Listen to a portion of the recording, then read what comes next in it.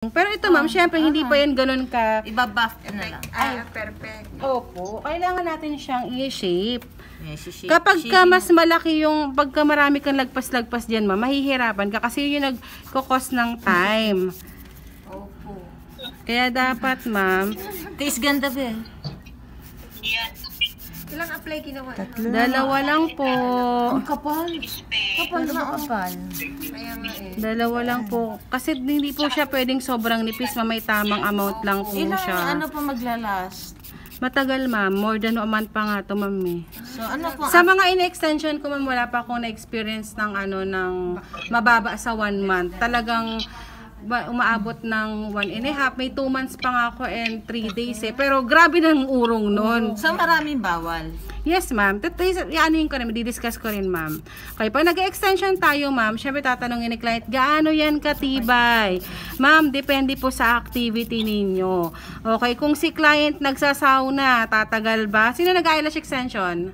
Wala. Eyelash. Di ba ang eyelash bawal sa naiinitan kasi nagbe-break, di ba? So, sa extension, parang ganun din sa kuko. Kapag syempre magkakaroon ng moisture sa ilalim. Pwede siya i-beach. Miss Banji, nakaranas ng gano'n. Pwede siya sa beach. Pwede naman. Taka kami ba't natanggal yung pala? Nagano mainit. Sa mainit. Yes. Yung mga madam na sasabi, pwede ba ito i-beach? Pwede naman, ma'am. Pero ma'am, hindi natin ganun ka-sure kasi salt yun eh. Masyado parang asido, di ba? Yes, dahil maalat siya. So, pwede siyang Parang ano mag-cause siya, ma'am, ng... no?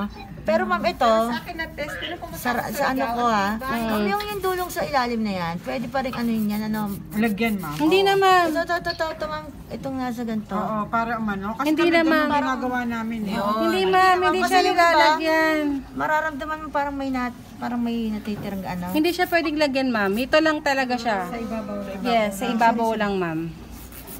Pag po kayo maglalagay nun, ma'am, kasi Inano ka? Masalimutan ka. ito nga, shaping lang ginawa ko, ma'am, di ba? Bilis niya. Dali siya maganda. Kesa Ito talaga ang magandang pang shape. Ito, to. Di ba ma'am, iba yung polygel? Mas mahirap yun, ma'am. Oo. At saka hirap tanggalin, ma'am. Kasi hindi siya nalulusaw. Ito nalulusaw. Oo yun, ma'am. Galing. Tapos yung mga nagpaparimim dito ng polygel eh. Okay, ganun lang siya, ma'am. Oh. Napakasimple lang. See? Isang ganun lang siya, ma'am. Basta makuha niyo yung tamang amount na application. Yes. Mabilis lang po siya. Yung katry mo, habang nandiyan Sure, ka. sige, ma'am. Ma'am, alam niyo ako sa Tapos, ma'am, sa kami nahihirap.